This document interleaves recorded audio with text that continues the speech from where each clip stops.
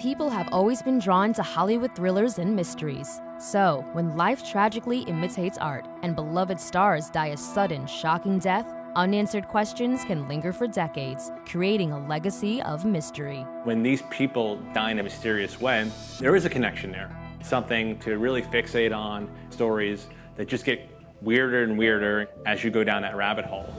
One such star lost to a heartbreaking death was Brittany Murphy, a deeply talented actress who gained stardom at a young age. She got the role in Clueless, and her career took off. But when Brittany's bright film career dimmed, her health also took a turn for the worse. And then all of a sudden, she's dead. There are still obviously many questions surrounding the death of Brittany Murphy. These celebrities, despite all the achievements that they have in their career, when they have this mysterious death, that becomes their legacy. A voice of a generation, Whitney Houston was one of music's greatest pop divas until the eve of the 2012 Grammy Awards, when Whitney drowned in a hotel bathroom. Whitney Houston is dead. A young, healthy adult woman like Whitney Houston, there's no reason that she would have drowned in a bathtub. Then, tragedy struck again when the legend's daughter, Bobbi Kristina, died under eerily identical circumstances. Bobbi Kristina Brown was found unresponsive in a bathtub this morning. The similarities raised questions. Was she suicidal or was it homicidal? Mysterious celebrity deaths often make headlines, but others become legendary only after Hollywood shines a light on them. The success of the Netflix series Tiger King turned a cold missing persons case into a hot Hollywood obsession. This case has it all. It's like the redneck Shakespeare of today. We were told then that unless the body was found, we could never know the answer. Exclusive interviews reveal new insights into 3 of Hollywood's most mystifying deaths and why they continue to provoke controversy. This is True Hollywood Story, Hollywood Mysteries.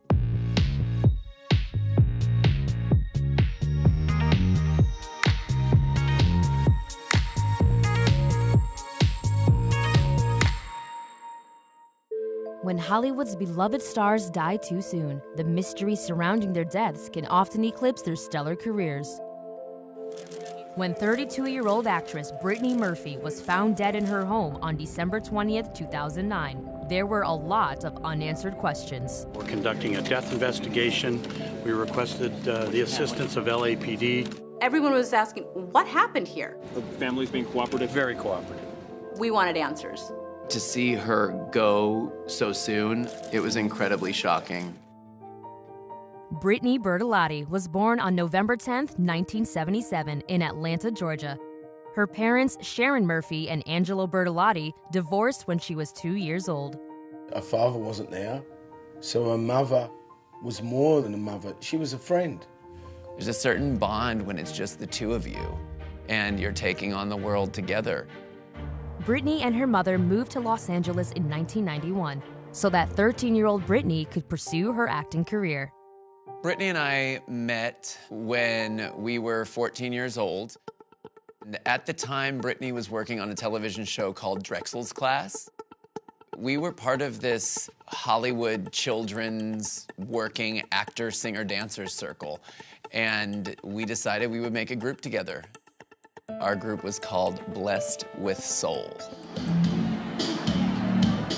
Brittany was a magical performer. She could make you believe anything. Brittany appeared on as many as 8 TV series between 1992 and 1995.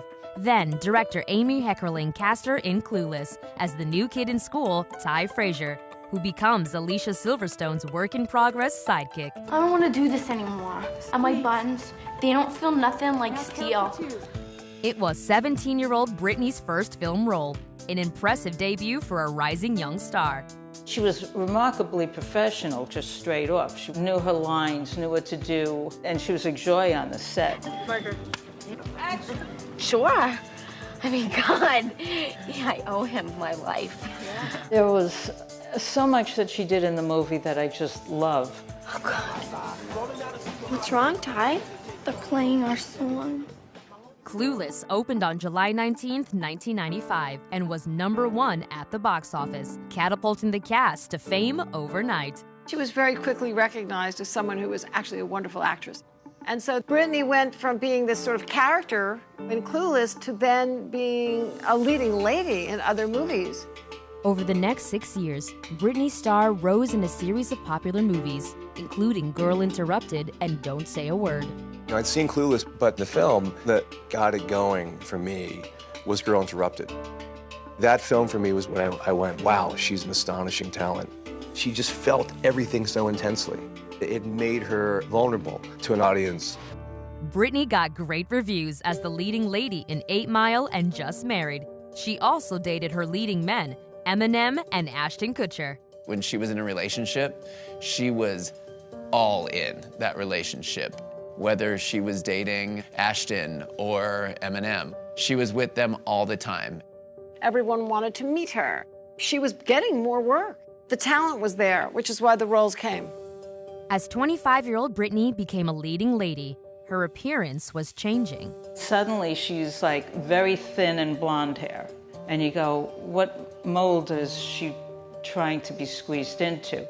Reese Witherspoon and Drew Barrymore, they were born leading ladies. They didn't start as character actresses. And I think Brittany worked hard to try to fit herself in. She got very, very thin in that way that people expected leading ladies of the day to be. Slimmed down Brittany won leading roles in Uptown Girls in 2003 and Little Black Book a year later. People were obsessed with what was going on with her. She was in the tabloids. Oh, she's so skinny. I heard that she was losing weight. People had asked me questions about, was she on things? Was she taking stuff? In my experience working with her, I never saw anything but Diet Coke and the occasional cigarette. Brittany was busy in 2006. She was in 4 movies, including a voiceover role in Happy Feet. She also continued her voice work on the TV series King of the Hill and sang the lead on a dance track for producer Paul Oakenfold. She was doing a video called Faster Kill Pussycat with Paul Oakenfold, and she asked me to choreograph it. Brian Friedman, ladies and gentlemen. She liked the idea that I was going to bring her to a completely different audience. People were familiar with her, but they wouldn't know how good she could sing. We were both very happy that it became a big hit. My own country, England, it was top 10 pop, and the video was played all over the world. After we worked together on Faster Kill Pussycat, I did not know that that would be the last time that I would see Brittany. She began dating Simon. They were homebodies together, and sadly, that took her away from a lot of her friends. In 2007, friends, family, and even the tabloids were surprised to learn that Brittany and English writer-producer Simon Monjack were an item. She told OK Magazine that she met Monjack when she was 17 and that they'd kept in touch over the years. But her friends and fans were more surprised when 29-year-old Brittany and Monjack were married that April. He was nearly 8 years her senior. People said he was a con man, that he was using her for her money, that he was brainwashing her. The rumors were he wasn't exactly who he said he was. He got in fights with people, and he would sue people. A year before he married Brittany, Monjack sued the producers of the film Factory Girl, claiming they'd stolen his script. They called his suit frivolous, but the case was ultimately settled. And just 2 months before he and Brittany tied the knot, Monjack spent 9 days in jail, facing deportation over an expired work visa. Rumors spread that that was the reason for their sudden marriage. We don't really know what was going on. Brittany, I would say, had a lot of insecurity. This man came along and he was very nurturing and caring and created a protection for her. I think she was having a hard time, and he gave her something that is nobody else's business. As roles became harder to come by for the talented actress, personal problems began to surface. She was going through a bad time. They said, she was late to a lot of sets and not herself. She started to look sickly and very thin, and then the rumors started, was she taking drugs or was she anorexic? And she denied all those things. But people started to really be concerned about her. But the rumors took a toll. Monjack would later claim Brittany was dropped from the Happy Feet sequel after stories about illegal drug use appeared on tabloid websites. A few months before Brittany died, she went down to Puerto Rico with her husband and mother. Brittany was in Puerto Rico to star in a low-budget thriller, The Caller. But, according to press reports, she was fired after the first day when Simon came to the set drunk. The film's producer stated the parting was mutual. Supposedly, they didn't want him on the set, and if he couldn't go on the set, she didn't want to go on the set, and she had laryngitis. That was what lingered and turned into pneumonia. It breaks my heart, you know. Coming up, Brittany's tragic last act. She should have been at the doctor's weeks before. The thing that made it even more mysterious was the death of her husband a few months later.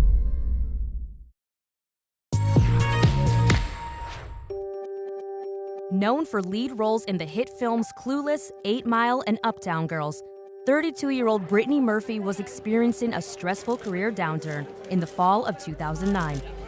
Returning to LA after leaving a low-budget film, she was underweight and suffering from a severe bout of laryngitis. But her condition was far worse than she knew.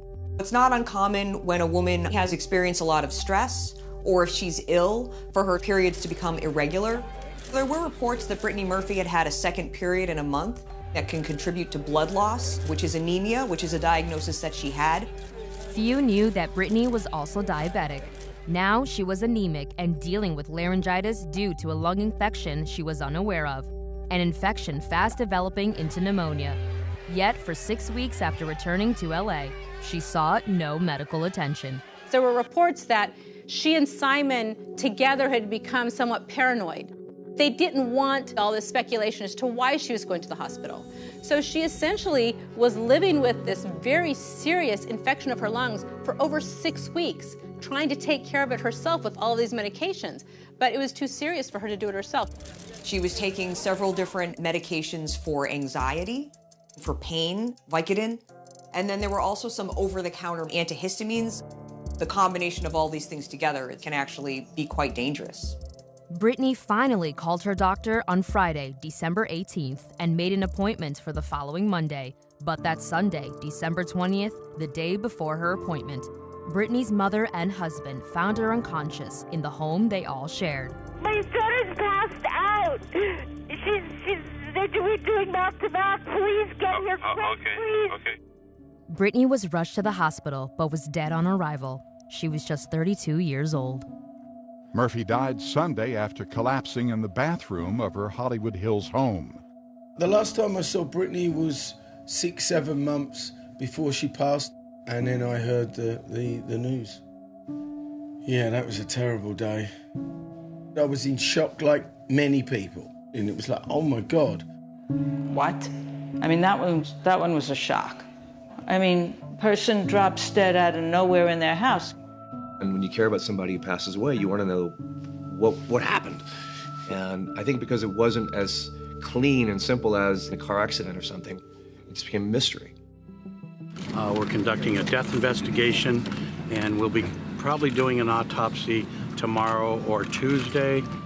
The coroner ruled that Brittany's death was accidental due to pneumonia and additional factors including anemia and prescription drug use. She had a medicine cabinet of drugs in her system at the time she died. Painkiller, migraine pills, anti-seizure medication, anti-depression medication. The combination of all these drugs would have been dangerous as it is, and then when she got sick and she got this laryngitis, then she started taking over-the-counter medications. They all cause what we call a respiratory depression. Your brain stops sending enough signals to your body to keep breathing. 2 days after she died, it was reported that Brittany's will left her estate entirely to her mother. Her husband, Simon Monjack, got nothing, increasing rumors on the internet about his possible role in her death. However, since Brittany's death was ruled accidental, it was never investigated as a criminal case. But the thing about the death of Brittany Murphy that kind of made it even more mysterious was the death of her husband a few months later. Strangely, only 5 months after Brittany's death, Simon Monjack died on May 23, 2010, at the age of 39, in the same house and mysteriously due to the same forensic findings. There was already this suspicion still lingering around Brittany's death. And then suddenly Simon ends up dead. in the same house, and according to the coroner, from the exact same three things: pneumonia, anemia, and this drug intoxication. It's weird that two young people die very quickly that were living in the same place. My reaction was like, is that an environmental thing? And this is when the theory of toxic mold came up. But the authorities said that tests had been done and there was no mold in that house. Brittany Murphy's sudden, stunning death is still considered accidental to this day, though, for some, nagging questions remain. There were people in her life that didn't insist that she go see a doctor if she was sick and didn't feel well. You don't know how much people hide from even people they love. So you don't know how much people also do things that no one knows about. That can happen too. For those who knew Brittany and loved her, there may never be satisfying closure. I would love that somehow, miraculously, everything is uncovered, but it's not going to change what happened. I think the mystery around her overshadows her talent, both as an actress and as a singer, and also as a good, kind woman that I know firsthand. She made people happy. And for that to be cut short is really sad, and then cut short in a way that we're not sure what happened. That's a tragedy. Coming up, the strange case of a legend and her daughter, who both died tragically under eerily similar circumstances. Looking at the similarities between Whitney's death and the way that Bobby Christina was found in the bathtub, it seems like it could be a copycat trying to mirror what happened to Whitney. And a documentary series turns a missing persons case into a Hollywood murder mystery. Don filed a protection order against Carole, and he starts out saying, this is the second time she's threatened to kill me. Lingering questions surrounding the shocking death of film star Brittany Murphy turned her tragedy into an enduring mystery. Likewise, when the great pop singer Whitney Houston died at age 48, fans were shocked. As preparations were being made downstairs for the A-list pre-Grammy party, the icon was drowning in her hotel bathtub. Whitney Houston is dead. Houston's body was found inside the Beverly Hilton Hotel. Whitney was born in 1963 into musical royalty. Her mother, Cissy Houston, was a gospel singer who backed up Elvis Presley. The great Dionne Warwick was her cousin, and the legendary Aretha Franklin was her honorary aunt. Whitney's recording career started on a high note in 1985, when 3 songs on her self-titled debut album became #1 singles. Her second album, which debuted in the summer of '87, featured 4 songs that topped the singles chart, including I Wanna Dance With Somebody.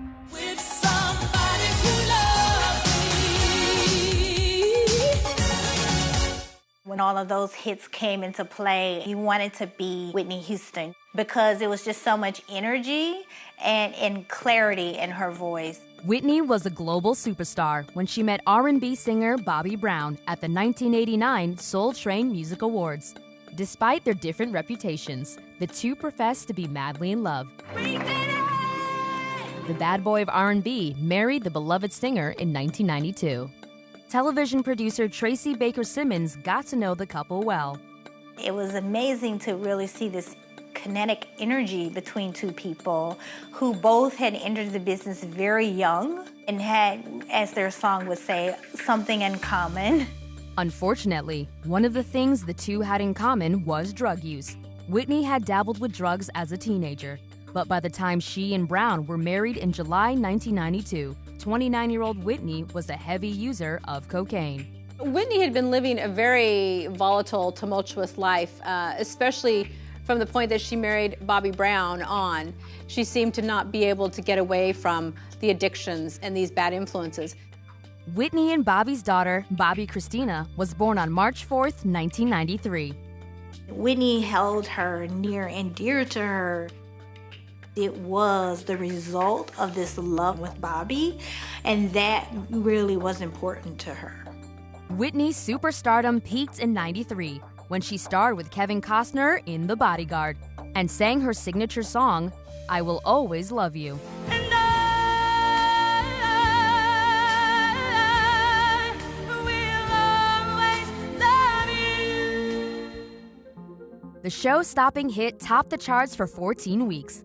But behind the scenes, the superstar was struggling with her drug use. Becoming increasingly unreliable and shockingly thin, she canceled 5 shows on her 1999 tour and was reportedly fired from a planned Academy Award appearance in 2000 due to a poor rehearsal performance, as her addictions took a toll on her voice. The biggest devil is me. In a 2002 interview with Diane Sawyer, Whitney admitted to using alcohol, marijuana, cocaine, and prescription drugs. All? At times. Whitney's drug problems persisted, and she was back in rehab in 2005. That same year, the reality show, Being Bobby Brown, debuted on Bravo. We were just really inquisitive about Bobby as a person that our darling Whitney would marry, and understand what made the two of them connect. We had some fun late at night. I'm tearing up. Get your ass in there. Come on, Bobby, shut up. Whitney was really working on her sobriety, and Bobby actually was just out of jail, so he was sober. She was in a good space. But the couple couldn't stay sober for long, and their substance abuse continued. Though the show was a hit, it ran for just 1 season when Whitney declined to continue. Less than 2 years after the last episode aired, Whitney and Bobby were divorced in the spring of 2007. After the divorce, it was her and Bobby Christina, and Chrissy really became her mom's best friend. She was very focused on her rehabilitation and having a good lifestyle. She actually appeared to be turning her life around. In the summer of 2009, after a 6-year break from recording, Whitney made a comeback when her new album debuted at #1 on the charts. She was on this new road to recovery and looked amazing. In February 2012, a week before the Grammy Awards, Whitney and her daughter Bobby Christina were staying at the Beverly Hilton Hotel. They'd come to LA to attend a party thrown by Whitney's mentor, the legendary record producer, Clive Davis. She was reemerging again, but sadly, all of her old demons just came back. During that week before the party, she was showing erratic behavior and doing some outlandish things. 2 days before the Grammy party, an erratic Whitney brought Bobby Christina along when she crashed an interview with Clive Davis. Come say hi to your godfather. Okay? On the day of the party, February 11th, she told her assistant that she had a sore throat. So the assistant said, go ahead and take a bath, I'll go do some errands, and I'll come back and check on you. When the personal assistant came back to check on her, she was submerged under the water and had apparently drowned. She found Whitney face down in the bathtub. People don't usually lie in their bathtub face down. If she went unconscious and just slipped under and drowned, she would most likely be face up. Either someone had put her in the water face down, or she could have fallen into the water and ended up face down. Whitney's assistant called 911. Paramedics tried to revive her, but the pop music superstar was dead. Coming up, the death of Whitney's daughter deepens the mystery. Did she accidentally take too many drugs? Was she suicidal? If we could have done one thing for Whitney, it would have been to save her child.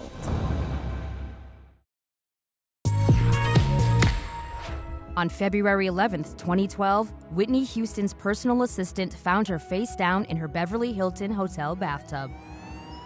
Paramedics were called, but they were unable to revive the 48-year-old superstar.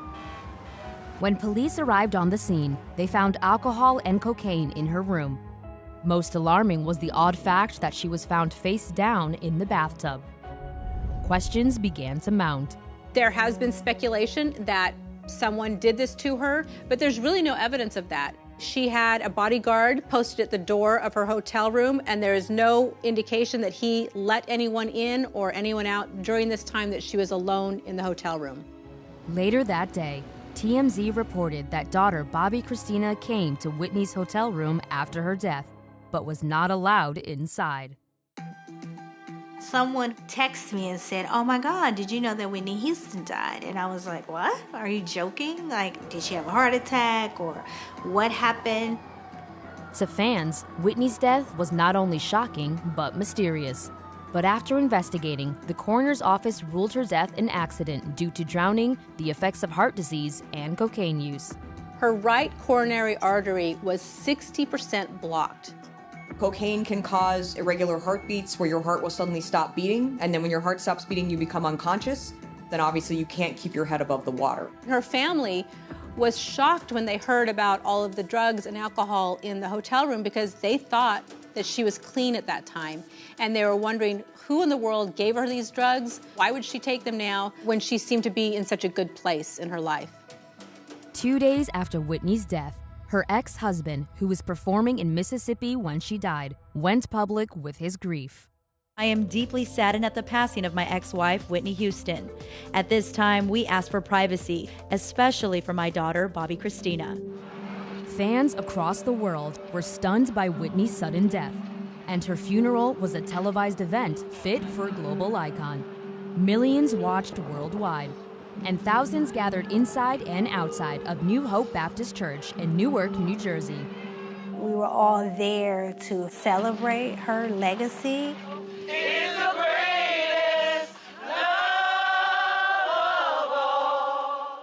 You missed her. Whitney's strange and sudden death was devastating for her young daughter, Bobby Christina. She was heartbroken. She's 19 years old, and I do think that there were a lot of situations where individuals would take advantage of her. Whitney's will named Bobby Christina as the sole heir of an estate worth nearly $20 million. Nick Gordon had been a friend of the family for several years, even living with Whitney and her daughter. Nick saw an opportunity to take advantage of a young lady that was in a very vulnerable state. Just 7 months after her mom's death, Bobby Christina became engaged to Gordon. The family was shocked. Everyone's sort of like, well, where did that come from? I do believe that he introduced drugs into the relationship, maybe as a control mechanism. He needed to get control over Bobby Christina because he wanted to have a stake in her inheritance. Then, on January 31st, 2015, in the Atlanta area home that Bobby Christina and Nick Gordon shared, a mutual friend, Max Lomas, found her unconscious, face down in her bathtub, exactly as her mother was found 3 years earlier. The chillingly similar circumstances confounded fans. Lomas and Gordon called 911 and attempted to revive her. They couldn't. Yet Bobby Christina was still alive after being rushed to the hospital. She ended up spending several months in the hospital with brain damage from not getting enough oxygen. She became essentially brain dead. Realizing Bobby Christina would never recover, her father, Bobby Brown, made the painful decision to let her go. Everyone was heartbroken. If we could have done one thing for Whitney, it would have been to save her child. Bobby Christina died on July 26, 2015. She was 22 years old. The coroner concluded that she died from the effects of drug intoxication and brain damage as a result of nearly drowning in her bathtub. The coroner said, I cannot determine, based on the evidence that I have, whether it was accidental or intentional. Did she accidentally take too many drugs?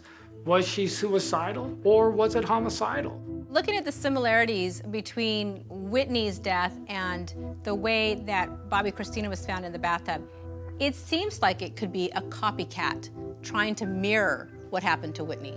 And there were rumors that perhaps it had been done intentionally by Nick Gordon. He was violent with her, according to her friends, and they did have a fight the night before.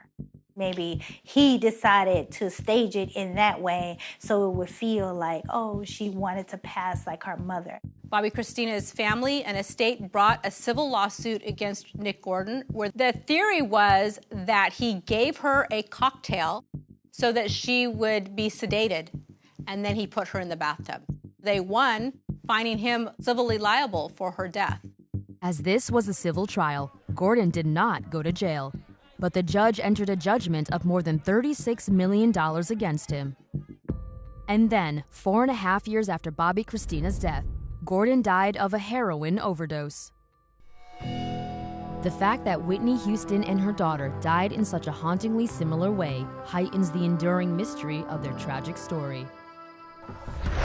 Coming up, the cold case mystery that Tiger King put the heat on. After he watched that documentary, the current Hillsborough County Sheriff pulled up the old files on Don Lewis's disappearance, and he decided to reopen the investigation.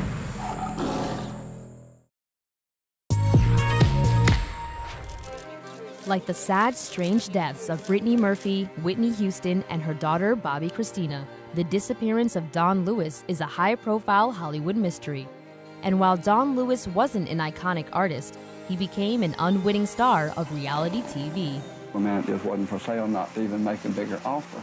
In 2020, the hit Netflix series Tiger King featured an episode devoted to Joe Exotic's feud with rival big cat owner Carole Baskin, the wife of a man named Don Lewis, who suddenly vanished over 2 decades ago. Investigator Jack Smith has been working with Don's family to solve the mystery of his disappearance. I watched the documentary Tiger King, and I kept going back to episode 3 and the Don Lewis case. The current sheriff has said that he thinks Don Lewis was murdered, but it's still classified as a missing persons case, not a homicide. There are 4 possible motives of murder: lust, loathing, love, and loot. This case has it all. It's like the redneck Shakespeare of today. Florida businessman Don Lewis had an estate worth $6 million when he disappeared. First word that comes to mind is a workaholic. He was extremely industrious. He expected a lot of himself. He was very generous. He had an affinity for all animals. I remember one time we came home, there was a penguin in our bathtub. Don was a married man in his 40s when he found an emotionally distraught 19-year-old Carole Baskin late at night on a road in Tampa. The day she meets Don, she's crying just after getting into a fight with her husband. Don, like a knight in shining armor, comes out of nowhere, rescues her.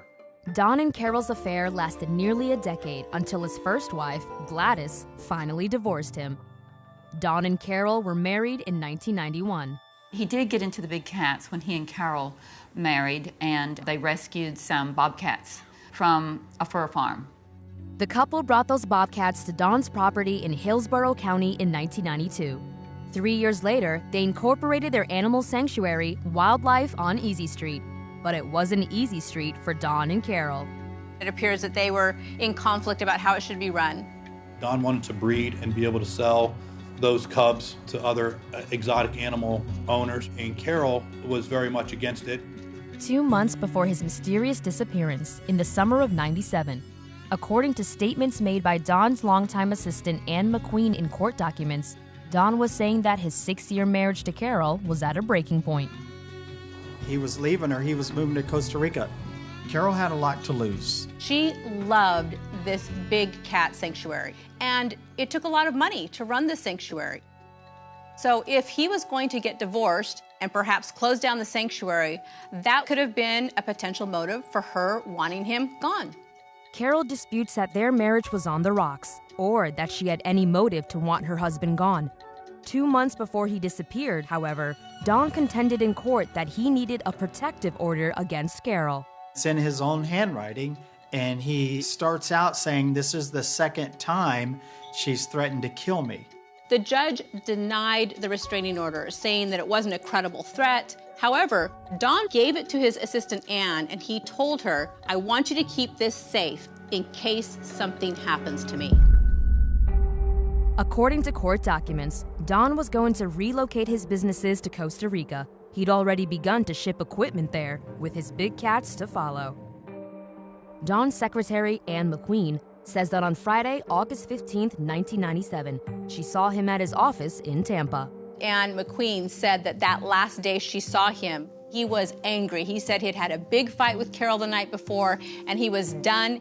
Jack Ripper Smith got the alleged details from Ann McQueen on his YouTube show. He told me that he was going to make sure that she knew that he wanted a divorce that night. Don left Friday afternoon from work at 1:30. Around 4 o'clock, Ann McQueen started calling Don's cell phone, and she never got a hold of him. He had a flip phone, and I called him constantly. Saturday, I started getting a little bit worried. Sunday, I was worried. Monday morning, I was frantic. On Tuesday, August 19th, according to court documents, a worried Ann McQueen called Don's wife, Carole. That day, according to police records, Carole reported Don missing. The next day, on the 20th, his van is found parked at an airport with the keys on the floorboard. Don's van was found at the tiny Pilot Country Airport, about 45 minutes north of Tampa. I would have thought foul play when the van was found because the license plate had been removed, the keys were in it, and also the man is missing. Don had a pilot's license, but he'd actually lost his license because he'd crashed too many times. There's a big risk to getting caught flying an airplane without a license. It's 3 years in federal prison and up to a $250,000 fine. You cannot find any record of him flying out of that airport. After Don's van was found, the Hillsborough County Sheriff's Office opened a missing persons case. Carole told them she had last seen Don on the morning of Monday, August 18th. She said she had no idea what happened to him. He had filed a protection order against her. 2 months later, he's gone. They had a fight the night before he went missing, and she's not even a suspect. Local Tampa News reported Don Lewis missing on August 25th, 1997.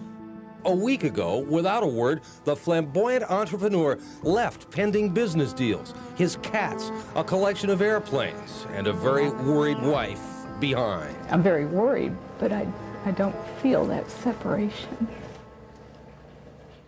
2 weeks after Don went missing, on August 29th, Ann McQueen met with the Sheriff's Department to show them Don's petition for protection against Carole. While Ann was at the Sheriff's Station, Carole went to Don's office with handyman Kenny Farr and took possession of his documents, including Don's will and a document in which Ann McQueen contends Don gave her power of attorney. They brought that back to Wildlife on Easy Street where she went through all of the documents. Unfortunately, they took everything, and there was no proof that Ann was his power of attorney. There was no proof of the will. Everything was taken that day. Carole claimed she had a legal right to take possession of her husband's property. Later, she presented Don's will and a document giving her power of attorney. The will gave Carole all the power and all the control of all the properties and all the wealth. For the next 3 years, the disappearance of Don Lewis remained a missing persons case and not a homicide investigation. There's no body, and we don't have a lot of other evidence, so that's why this never went to court. In cold cases, it's a very common practice to re-interview people. A lot of times they remember things. Something happens where someone does come forward ready to share that information. Coming up, theories abound about the fate of Don Lewis. One of the theories was that he got in an airplane and then he lost his mind and he crashed.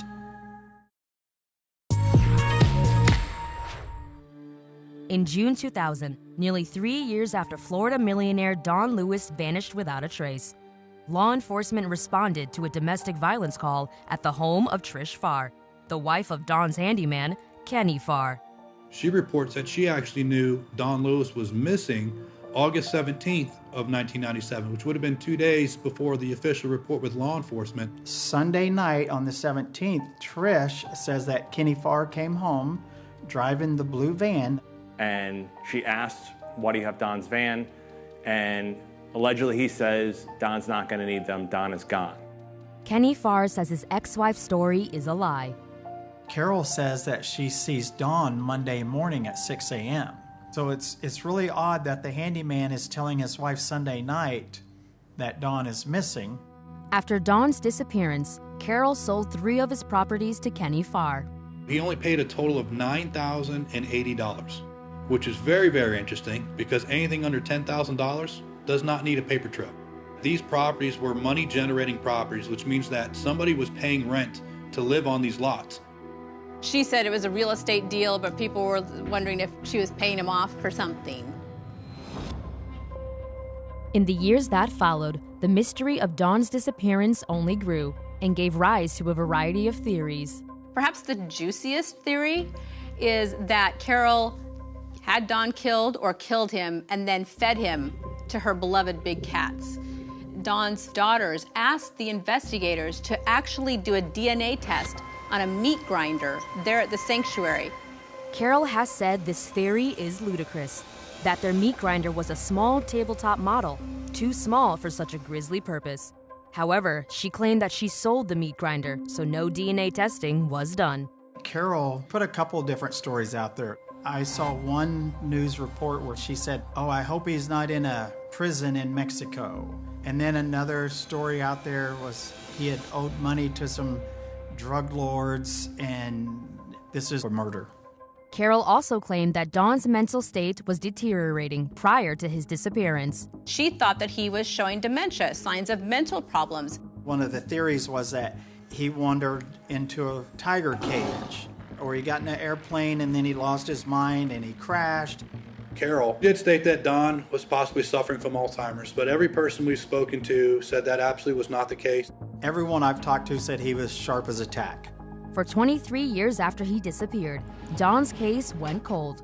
Then, in the spring of 2020, Tiger King blew the Don Lewis mystery wide open, spurring Hillsborough County Sheriff Chad Chronister to action. He says that after he watched that documentary, he went back to the station, he pulled up the old files, and he decided to reopen the investigation. Handwriting experts hired by the Lewis family's attorney and later by investigator Jim Rathman concluded that the signatures on Carole's power of attorney and Don's will appeared to be traced from their 1991 marriage certificate, which Carole denies. They had two experts deem it 100% a forgery.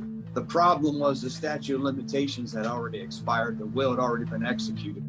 Don's family announced a $100,000 reward for information leading to his whereabouts.